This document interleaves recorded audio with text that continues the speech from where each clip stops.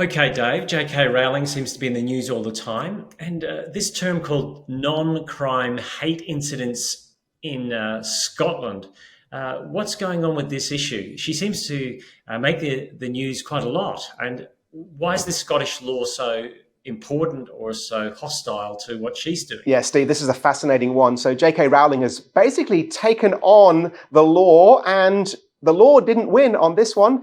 The Scottish government about 3 years ago passed some legislation called the Hate, Crime and Public Order Scotland Act, which came into force on the 1st of April, but it's no joke. What the Act basically says is now you can be guilty of a hate crime because of something that you said, simply because the person who it was said about, or just happened to be passing when you were saying it, they considered it to be hateful towards them. So no objective measure anymore, just a subjective measure. I felt hated upon, so I'm going to go for it. And what J.K. Rowling did is on the 1st of April, because everyone saw this one coming, she, of course, has been active in the trans issue for quite a while, posted up a great little tweet, an 11-tweet thread, where she effectively named a whole bunch of prominent trans women, so men who have claimed to be women, and named them all as men,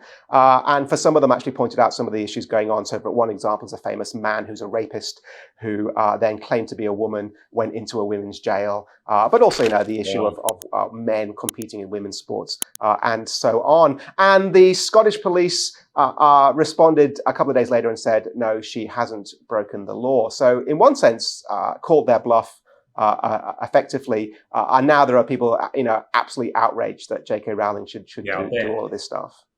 It seems a bit odd to me, Dave, that you could be in Scotland and not attend a Celtic Rangers match and not know where hate crimes come from. Yeah, that's right. Well, luckily, the Scottish police have done a bit of a campaign, so you know exactly what a hate crime is, and they've got this brilliant little video now called The Hate Monster.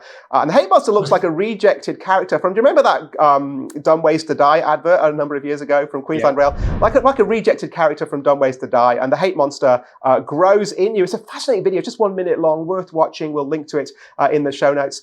Where the hate monster grows in you because you get annoyed about something, and then because you think you're better than someone else, or you just don't like them, you hate on them, and so that doesn't sound like we shouldn't let that. Ever. Well, right, and so what's really interesting is a clever little bit of manipulation there, where essentially, if I say something that someone else feels is hateful, what the Scottish police are now basically telling me is because I don't like them, and it's because I think that I'm better than them, as opposed to, of course, the really significant issues that people like J.K. Rowling are making about the whole area of women's spaces and So in a sense, there's a censoring thing and a self-censoring thing. You're a bad person. It's a moral category here. It's not just so we're making decisions about what you think.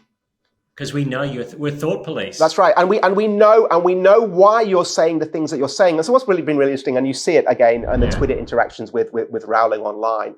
People going, she must be so self-loathing, the fake. If we could get her some help. Now Rowling is brilliantly calling this stuff out and just going, yes, please do pay for my therapy. That would be great. I'd be saying, I think a nice bottle of red would be good therapy for me in these instances. Yeah. But the problem is, of course, Dave, is she's probably got enough money to get away with it. Someone else might not. She does, but if you know what I mean. But to her credit, what she's actually done is she said, I do have enough money to pursue this, so I'm going to take a lead and test it. So in one sense, she has done us all a favor by leading from the front, getting out there, being very clear on what her position is, in the face of a lot of outrage. And I think actually it's one of those instances where we go, thank you that she has done it, as opposed to one of those other things where we go, yeah, it's okay for you if you've got the big bucks, but others get smashed. Yeah.